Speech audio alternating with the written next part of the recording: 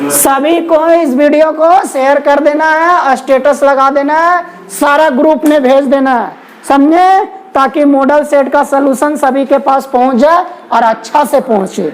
जो मन सो सलूशन देखेगा उससे बढ़िया है अच्छा सलूशन देखे और पवन मैथमेटिक्स सेंटर वाला सलूशन देखे। जैसे देखिए पहला क्वेश्चन है 1/6 का फैक्टोरियल, 1/7 का फैक्टोरियल, 1 से भागा के ना 8 का फैक्टोरियल, किसका मान निकालना बाबू?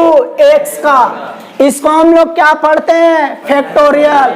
पता है ना क्या पढ़ते हैं? फैक्टोरियल। इसको हम लोग फैक्टोरियल पढ़ते हैं बाबू। क्या पढ़ते हैं? फैक्टोरियल। फैक्टोरियल ऐसे भी लिखाता है, ऐसे भी लिखाता है। किन्हीं को कोई दिक्कत? जब भी कोई संख्या का फैक्टोरियल लिखल रहता है, जब भी कोई संख्या का फैक्टोरियल, तो उसको हम लोग हल कैसे करते हैं? वो संख्या से एक-एक करके घटा करके गुना में लिखते हैं। और कहां तक लिखते हैं बाबू? 1 तक। ये आप पढ़े भी थे 11 क्लास में, नहीं?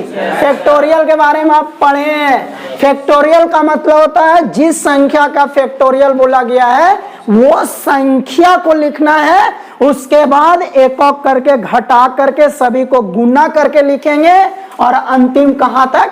1 तक। 0 नहीं लिख देना है, 0 लिख देगा तो हड़बड़ा के सब 0 हो जाएगा, तो 1 तक लिखना है ना। जैसे 9 का फैक्टोरियल है तो 9 लिखेंगे, फिर 1 घटाएंगे 8 7 6 5 4 3 2 1। चलिए ये तो हुआ ये बात। दूसरा बात देखिए, कहीं 10 का फैक्टोरियल लिखल है। अगर 10 के बाद आपको आगे बढ़ने नहीं मन कर रहा है कि हम नहीं आगे बढ़ेंगे, उतना लंबा नहीं लिखेंगे, तो आप 9 तक लिखो और फैक्टोरियल लगा दो। सुने जी, 10 लिखो उसके बाद आगे नहीं बढ़ना, तो 9 लिखिए और फैक्टोरियल लगा दीजिए। अगर आपको मन कर रहा है कि नहीं हम 10 और 9 तक ही लिखेंगे, आगे नहीं बढ़ने मन कर रहा, तो 8 लिखो, 8 में फैक्टोरियल लगा दो। जहां तक आपको मन कर रहा बढ़ने का, किन्हीं मन कर रहा ना हम 7 तक जाएंगे, तो वहां रुक करके उसमें क्या लगा दो? फैक्टोरियल। जैसे बाबू 9 लिखल है, किन्हीं को मन कर रहा 9 के बाद आगे नहीं बढ़ेंगे, 9 गुना 8 का फैक्टोरियल। किन्हीं को मन कर रहा 8 के बाद आगे नहीं बढ़ेंगे तो 7 का फैक्टोरियल। अब सवाल उठता है यहाँ पर कि हम कैसे जानेंगे कि कहाँ रुकना है? ये सवाल उठता है कि हम कैसे जानेंगे कि कहाँ रुकना है। चलिए बात को समझो एकदम बढ़िया से, पहला सेट बढ़िया समझो। अगर फैक्टोरियल का क्वेश्चन रहेगा तो सब तो समान नहीं रहेगा, अलग अलग रहेगा, कोई बड़ा रहेगा कोई छोटा रहेगा। तो जब भी हम लोग तोड़ेंगे ना बाबू, तब बड़ा फैक्टोरियल को तोड़ेंगे। एकदम याद रखो ये सब बात। किसको तोड़ेंगे? बड़ा फैक्टोरियल को तोड़ेंगे। अब जो जो बड़ा फैक्टोरियल रहेगा, एक तो छोटा रहेगा। मान लो क्वेश्चन में 2 फैक्टोरियल है, तो एक बड़ा रहेगा एक छोटा रहेगा, तो बड़का को तोड़ेंगे और रुक जाएंगे छोटका तक। अगर मान लो 3 फैक्टोरियल है तो उसमें सबसे एक छोटका होगा, तो सबसे छोटका को छोड़ देना है, उसके बाद जो बड़ा बड़ा है वो दोनों को तोड़ना है और जो छोटका रहेगा वहां जाकर के रुक जाना है। जैसे मान लो कोई क्वेश्चन में 3 को फैक्टोरियल है, 6 का फैक्टोरियल, 7 का फैक्टोरियल, 8 का फैक्टोरियल। अब इसको हल करना है, तो सबसे छोटा फैक्टोरियल कौन हो गया? 6। तो 7 को तोड़ेंगे 6 पास रुक जाएंगे, 8 को तोड़ेंगे 6 के पास रुक जाएंगे। मतलब 7 को लिखेंगे 7 गुना 6 का फैक्टोरियल, 8 को लिखेंगे 8 गुना 7 गुना 6 का फैक्टोरियल। यहां तक किन्हीं को कोई दिक्कत? बात समझ गए? सारा बात पल्ला पड़ गया है। अब आइए दूसरा बात जी, 1-2 बात और समझिए। 10 का फैक्टोरियल भागा 10 का फैक्टोरियल रहेगा तभी कटेगा। मतलब फैक्टोरियल सेम रहता है तब कटता है। अब ऐसा नहीं कि 10 का फैक्टोरियल है और भागा 5 का फैक्टोरियल है, कोई लड़का फैक्टोरियल से फैक्टोरियल काट दिया, 5 दूनी 10, बोले आंसर 2 आया। ये कभी भी नहीं होता है। जब तक फैक्टोरियल सेम नहीं रहेगा तब तक कटने वाला नहीं है। समझ गए जी? मतलब फैक्टोरियल को अगर काटना है आपको तो सेम लाना होगा। जैसे 8 का फैक्टोरियल है और कोई बोलेगा 10 का फैक्टोरियल है, बोल सर कट रहा है ने 2 से, 2 चौका 8, 2 पचे 10, 4 भागा 5, नहीं ऐसे नहीं होगा। फैक्टोरियल है, दोनों को हम लोग को क्या करना होगा, सेम करना होगा, तब कटेगा। तब बोली कैसे सॉल्व होगा, तो ये सॉल्व होगा। देखो कैसे सॉल्व होगा। सबसे बड़का इसमें कौन है, 10, छोटका कौन है 8, 8 छोटका को छोड़ देंगे, बड़का को तोड़ेंगे। कैसे लिखेंगे, 10 गुना 9, 8 के जगह पर रुक जाएंगे, 8 8 अब कटेगा। आंसर कितना आएगा, 1/90। मतलब सेम फैक्टोरियल कटता है। अगर अलग अलग फैक्टोरियल रहेगा तो उसको किसी भी तरह से काटने का जरूरत नहीं है और ना ही वो कटेगा। क्लियर जी? भी बात क्लियर।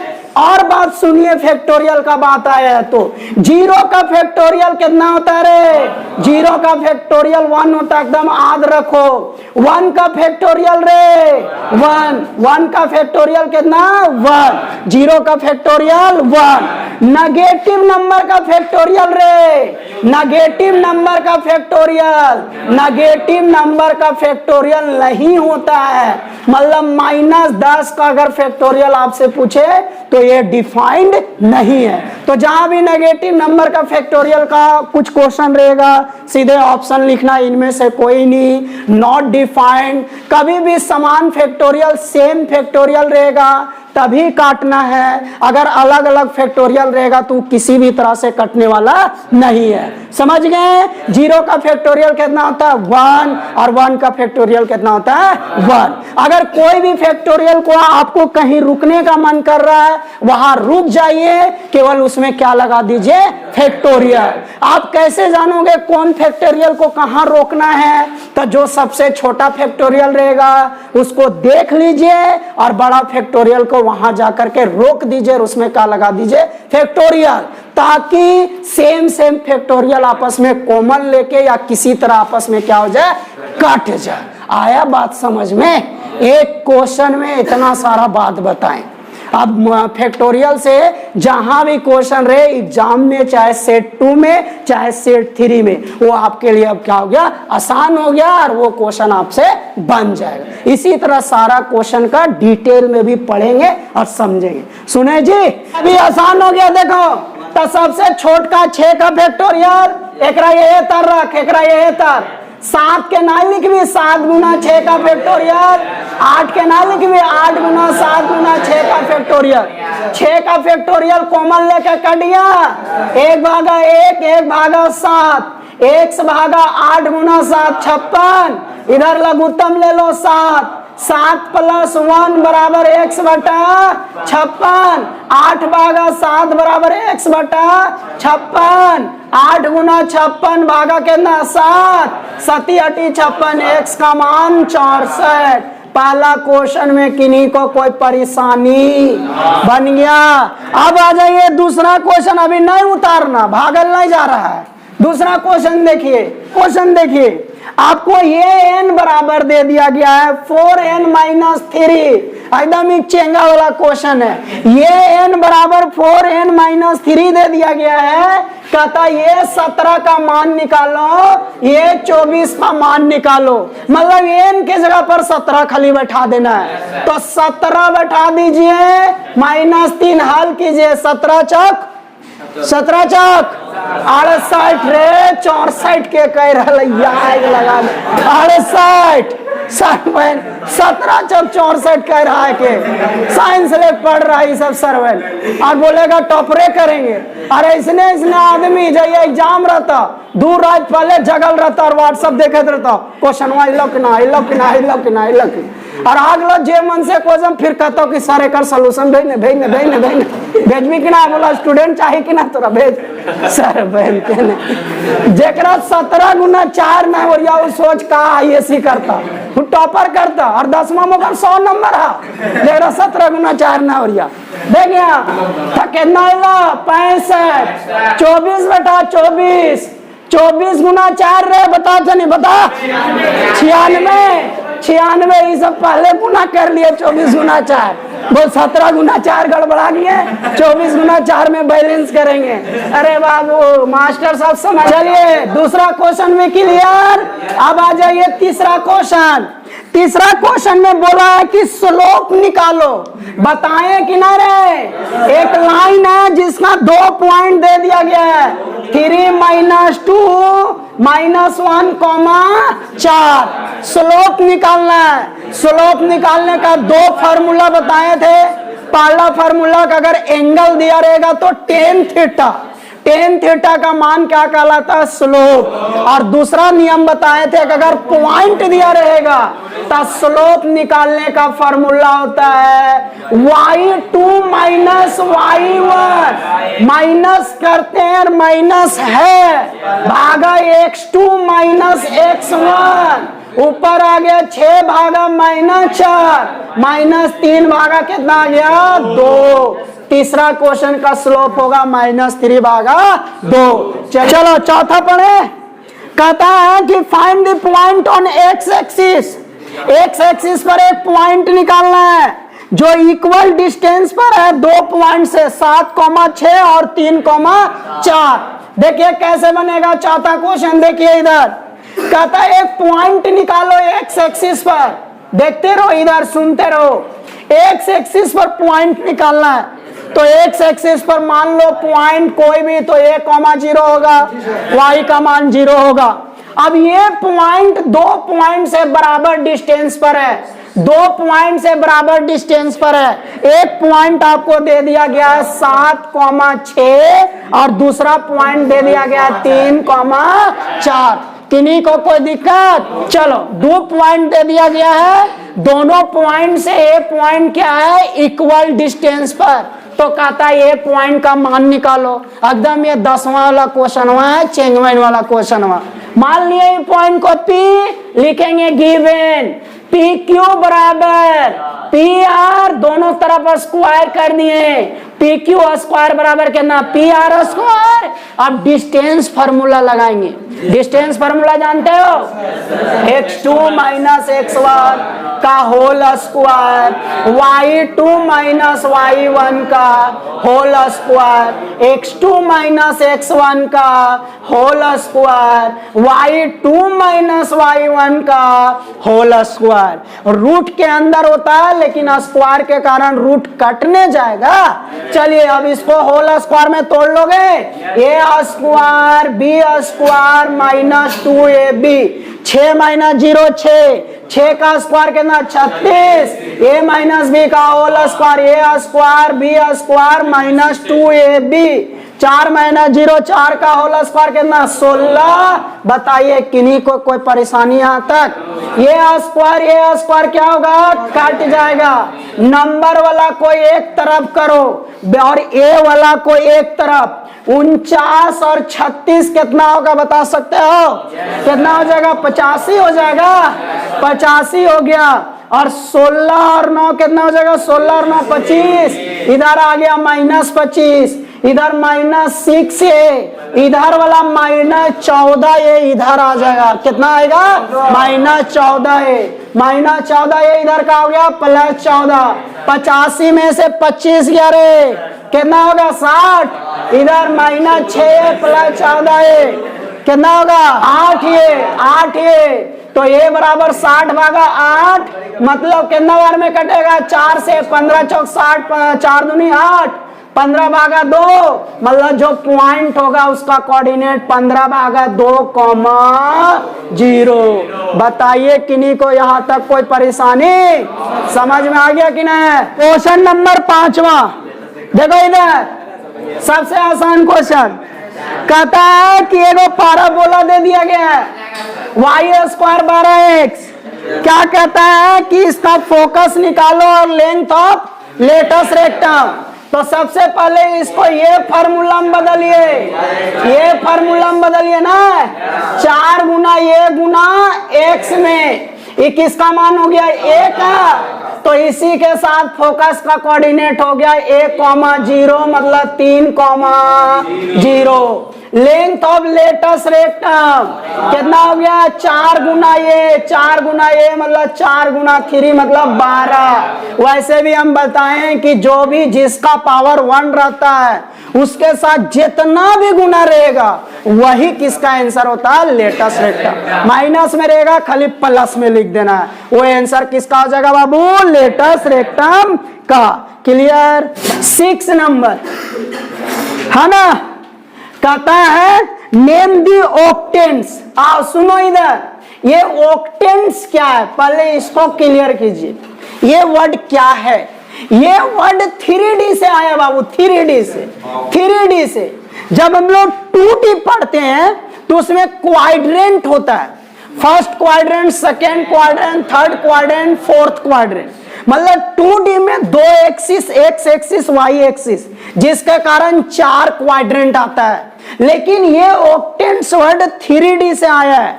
3D में 3 एक्सिस होता है, X axis, Y axis, Z axis, जिसके कारण 8 भाग बनता है। 8 वो पार्ट आता है 3D में, और 2D में 4 पार्ट आता है। 3D में टोटल 8 पार्ट आता है। 3D अगर आप बनाओगे ना तो 8 पार्ट आएगा। चलिए देखिए बनाते हैं, समझिए। 3D में 3 एक्सिस ना, मान लो x axis, Y axis, Z axis, ठीक। अब ये हो गया x axis, Y axis, Z axis, इसका नेगेटिव वाला, तो जेड का नेगेटिव इसका उल्टा नहीं है, जेड डैश, है ना। एक्स का नेगेटिव इसका उल्टा, एक्स डैश। वाई का नेगेटिव इसका उल्टा, वाई डैश। मान लो बीच में वो है। अब नाम यहां से लिखना शुरू करो। टोटल 8 गो नाम लिखाएगा, टोटल 8 गो। जैसे हम 2D जब बनाते हैं एक्स और वाई, तो टोटल के गो नाम आता रे? 4 गो, 4 गो आता है। चलिए बीच में वो लिखते हैं, एक्स वो वाई एक पार्ट, एक्स वो वाई एक पार्ट, वाई वो एक्स डैश 2, एक्स डैश वो वाई डैश 3, वाई डैश वो एक्स। 4 पार्ट आया कि नहीं? 4 पार्ट आया। मतलब बाबू अगर 2 एक्सिस है तो दोनों एक्सिस का नाम और बीच में वो आना चाहिए, उस तरह आप लिखो, टोटल 4 गो आएगा। वही थ्योरीज यहां लिखिए, टोटल 8 गो आएगा। देखिए कौन कौन आएगा इधर, समझिए, समझिए, हड़बड़ाना नहीं, एकदम हड़बड़ाना नहीं है ना। पहला वो एक्स वाई जेड आ जाएगा, तीनों एक्सिस आना चाहिए, है ना। चलो दूसरा जी, वो X Y dash Z, Y dash Z. तीसरा वो X Y dash Z dash, क्या होगा कि नहीं? चौथा वो एक्स क्या वाई जेड डैश होगा कि नहीं? क्या हो गया? 5वां। अब वो एक्स डैश वाई जेड। छठा वो x dash Y dash z. 7वां वो x dash y z dash. 8वां वो x dash Y dash Z dash. Total यही 8 को नाम है। अब समझिए कि सर आप कैसे लिख दिए।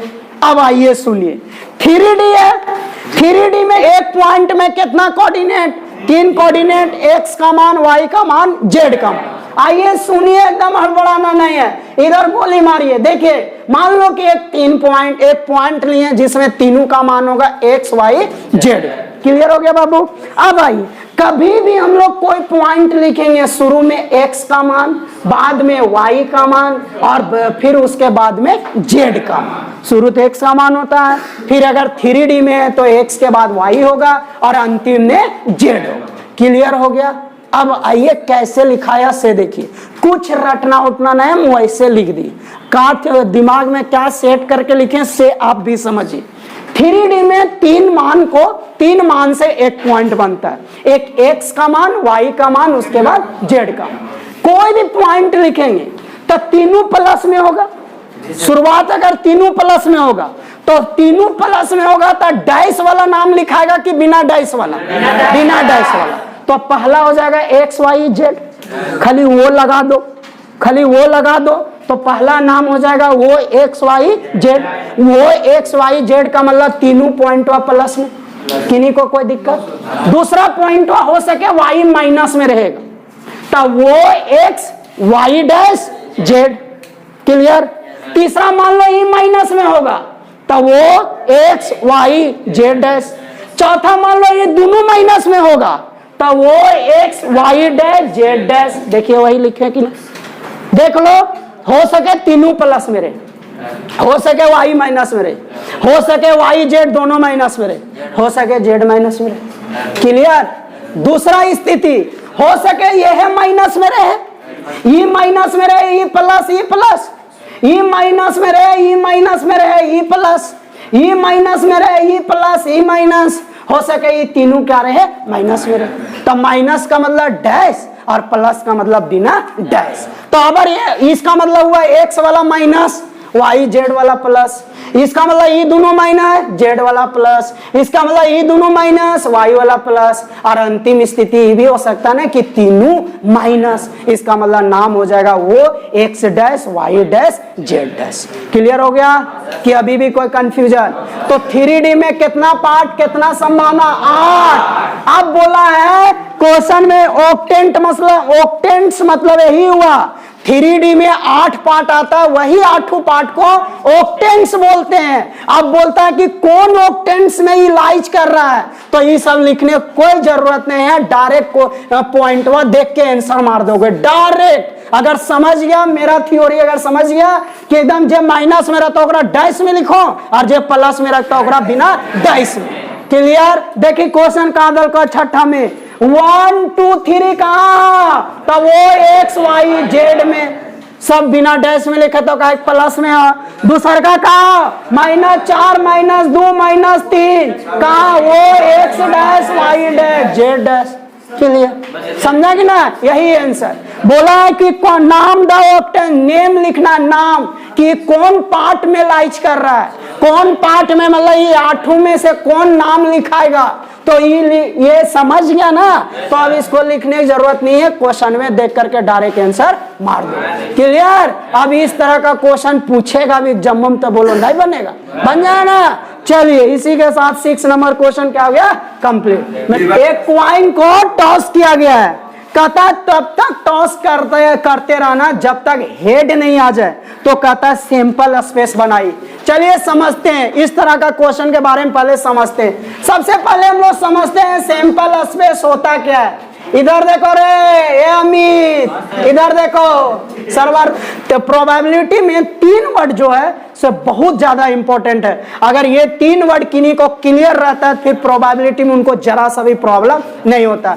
पहला बात होता है रैंडम एक्सपेरिमेंट, दूसरा बात होता है सैंपल स्पेस, और तीसरा बात होता है इवेंट। ये 3 वर्ड अगर किन्हीं को क्लियर तो समझो प्रोबेबिलिटी का क्वेश्चन थ्योरी 99% उसका क्लियर हो जाता है। चलिए तीनों बात सुनिए तो थोड़ा जल्दी जल्दी।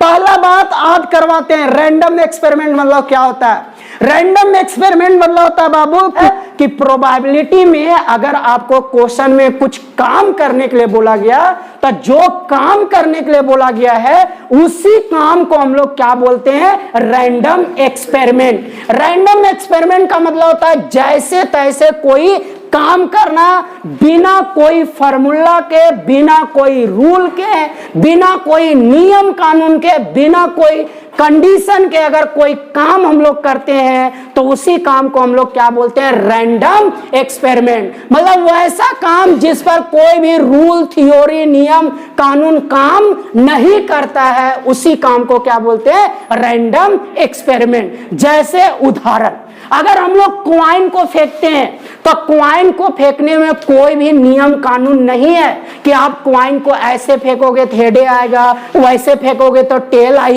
ही आएगा। तो क्वाइन को फेंकना कौन सा काम कहलाता है, रैंडम एक्सपेरिमेंट। मतलब वैसा काम जिसमें कोई भी आज तक रूल कानून नहीं बना है। अगर मान लो क्वाइन को फेंकने में कोई रूल कानून बन जाए तो हमेशा इंडिया जीतेगा कि ना टॉस, पाकिस्तान हमेशा हार जाएगा कि ना, मजा आ जाएगा ना पूरा इंडिया वाले लोग को। इसलिए है ना, कोई रूल नहीं है तो आप कह नहीं सकते कि कौन टॉस जीतेगा। दूसरा एक्सपेरिमेंट, लूडो का गट्टी फेंकना, उसमें भी कोई रूल है? बताइए, कोई ऐसा रूल आज तक कोई बना दिया है कि आप ऐसे फेंकोगे तो 6 आ जाएगा? उसको चोरी बोलते हैं, चोरी। उन्हें तीनों देखल का ठाक के उन्हें देख दबी ऐसे कर तो 6 आ जाता। लेकिन कोई वैसा रूल नहीं बना है कि आप 3 बार ढकर ढकर करो तो चलो तो 6 आ जाएगा, 4 बार ढकर ढकर करो तो 6 आ जाएगा। ऐसा कोई भी लूडो का गट्टी में नियम नहीं बना है। इसका मतलब लूडो का गट्टी चलना क्या कहलाएगा? Random experiment. चलिए तीसरा उदाहरण, ताश के पत्ती देखे हो ना, कार्ड 52 कार्ड से अगर आप कोई भी कार्ड निकालो, उसमें भी कोई रूल नहीं है कि कड़वा के 3 बार मिला के निकाल भी तो 1 आ जाता, 4 बार मिला के निकाल भी तो राजा आ जाता, 2 गिलास पी के निकाल भी क्वीन आ जाता। ऐसा कोई भी रूल नहीं बनाओ। मतलब कार्ड से कोई भी पत्ती निकालना, ये भी क्या कहलाएगा? Random experiment. क्लियर कर दिए? सिंपल स्पेस समझिए, जब भी हम लोग कोई काम करते हैं, कोई रैंडम एक्सपेरिमेंट करते हैं, उस समय टोटल एलिमेंट कितना प्रेजेंट है, उस समय जब हम लोग कोई चीज पर रैंडम एक्सपेरिमेंट करते हैं या करने जा रहे हैं, तो उस समय टोटल एलिमेंट जितना भी प्रेजेंट होने की संभावना है, वो टोटल एलिमेंट की संख्या को हम लोग क्या बोलते हैं? Sample space. जैसे उदाहरण, मान लो एक कॉइन को हम लोग उछालेंगे, तो एक कॉइन को उछालने में टोटल एलिमेंट कितना है? हेड और टेल, 2 एलिमेंट है टोटल एलिमेंट। 2 एलिमेंट पर हम लोग काम करने जा रहे हैं, हेड और टेल पर। उसके बाद हेड आएगा, टेल आएगा, वो अलग बात है, लेकिन टोटल एलिमेंट आपके पास कितना प्रेजेंट है? 2।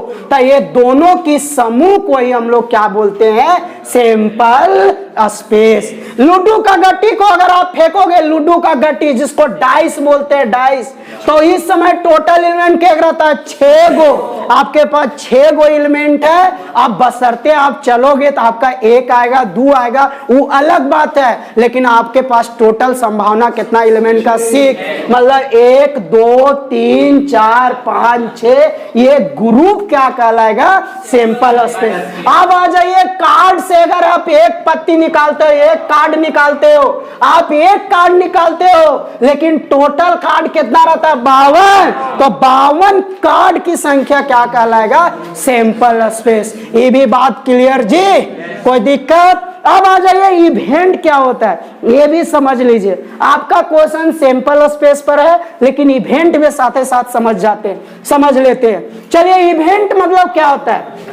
इवेंट का मतलब होता है बाबू कि जब आप रैंडम एक्सपेरिमेंट कोई चीज पर कर रहे हो, तो जो काम आप कर रहे हो जैसे तैसे, वो काम रैंडम एक्सपेरिमेंट कहलाएगा। उस समय टोटल एलिमेंट जितना प्रेजेंट है, सैंपल स्पेस कहलाएगा। उसके बाद काम करने के बाद जो एलिमेंट आपके पास आएगा, जितना एलिमेंट आने की संभावना होगा, उसका ग्रुप को हम लोग क्या कहते हैं? इवेंट कहते हैं। मतलब आपके पास जो सैंपल स्पेस है, वो सबसे बड़का ग्रुप हो गया, टोटल एलिमेंट की संभावना हो गया।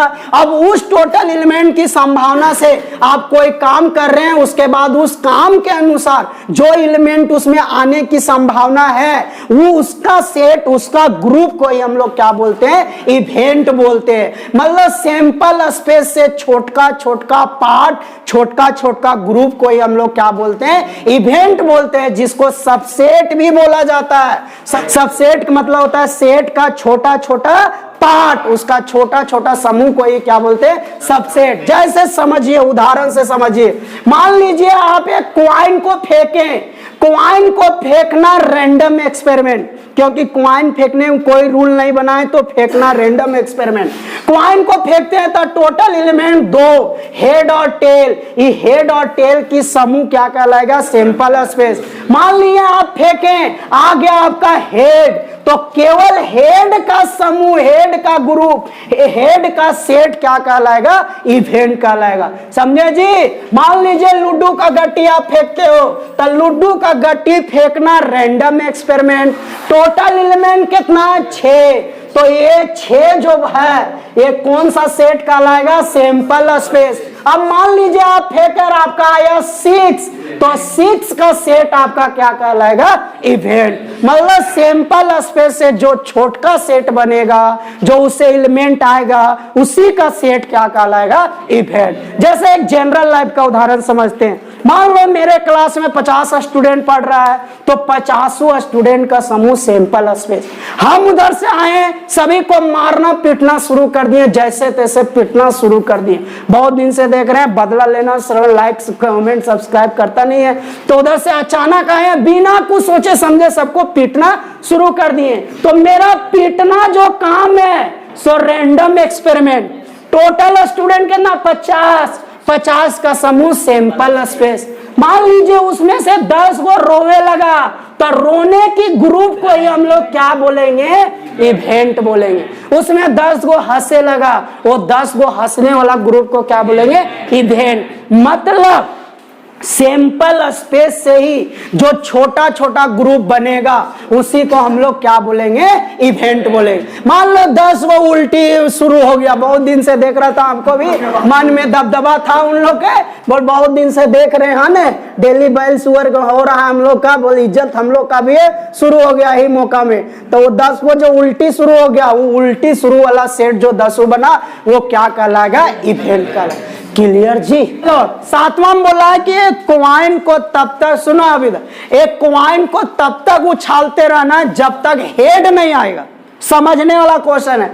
एक कॉइन को तब तक उछालते रहिए जब तक हेड नहीं आएगा। तब मान लो कि एक कॉइन हम लोग लिए और उसको उछाले, तब शुरुए में हेड आ गया, तो क्वेश्चन तो यहीं खत्म हो गया। लेकिन कॉइन को जब उछाले तो शुरुए में हेड आया, चलो ठीक है, लेकिन टेल भी तो आ सकता है। कॉइन में 2 एलिमेंट नहीं होता है। अभी आप लोग हम लोग समझे कि हर कॉइन में 2 सैंपल स्पेस होता है, हेड और टेल। तो शुरू में हेड आया तो नहीं उछालेंगे, लेकिन दूसरा का छोड़ा उछाला, बोला सर टेल आया, तो टेल आया तो उसके बाद फिर उसको उछालना पड़ेगा। उसके बाद उछाला, मान लो हेड आ गया, फिर वो रुक जाएगा। अब तीसरा का छोड़ा मान ले उछालल को टेल, फिर उछालल को टेल, और बाद हेड लो तो रुक जाएगा। हो सके कि फिर टेल, फिर टेल, फिर टेल, और बाद हेड आएगा तब रुकेगा। हो सके टेल टेल 4 बार एलो, और बाद हेड एलो तब रुकेगा। मतलब समझने वाला बात है बाबू कि कॉइन लिए, कॉइन को क्वेश्चन कहता है कि तब तक उछालिए जब तक हेड रह आएगा। हम उछाले, हेड आया, रुक गए।